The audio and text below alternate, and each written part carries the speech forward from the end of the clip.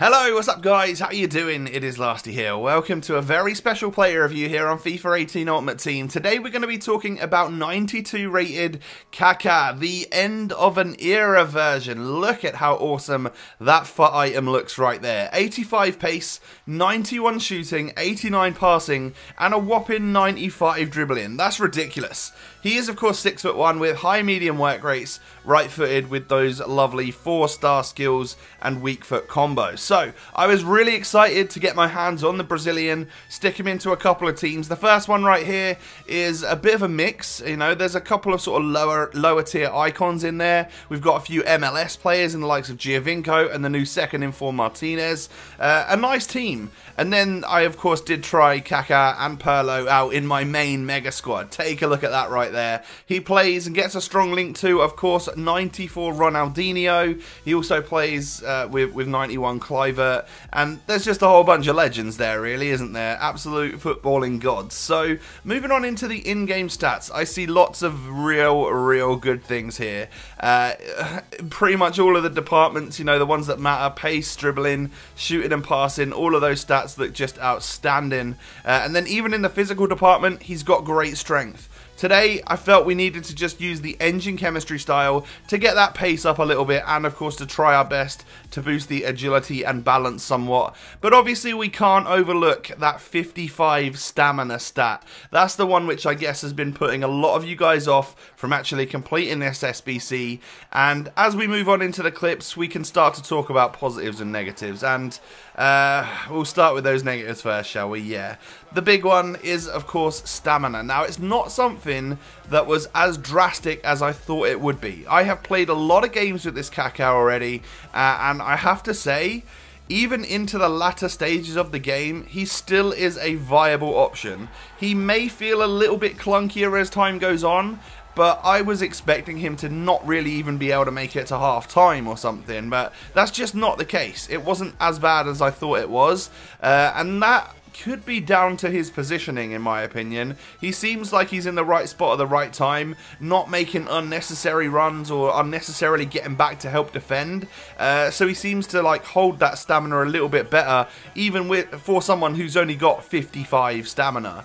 Now in the more competitive game modes, it may be a massive issue that someone like this can't last until 120 minutes in FUT Champions. But of course also you've got the chance that maybe you could bring this guy on as a super sub.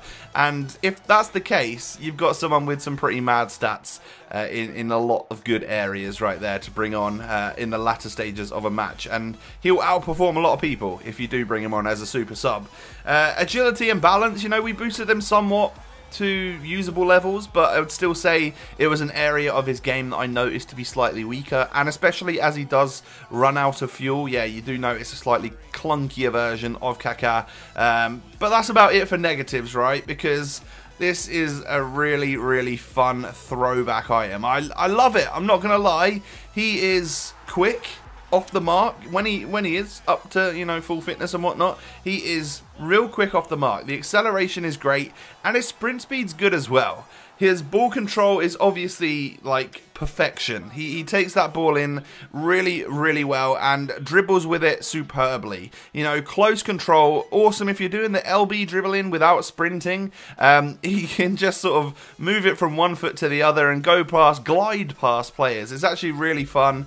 And of course he does have the 4-star skills at his disposal as well, so he can make and create his own space as well as just get fed the ball.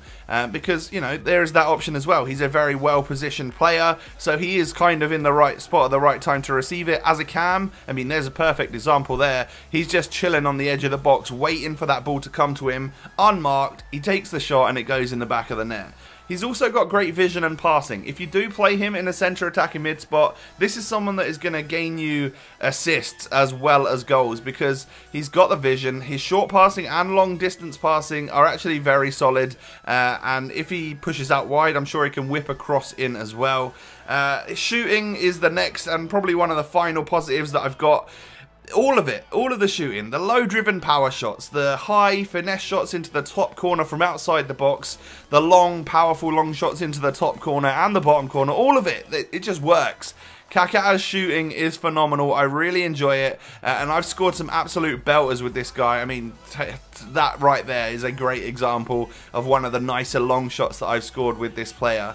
And then finally, the best positive that I can give is that this is just one awesome, fun throwback card. I really enjoy him.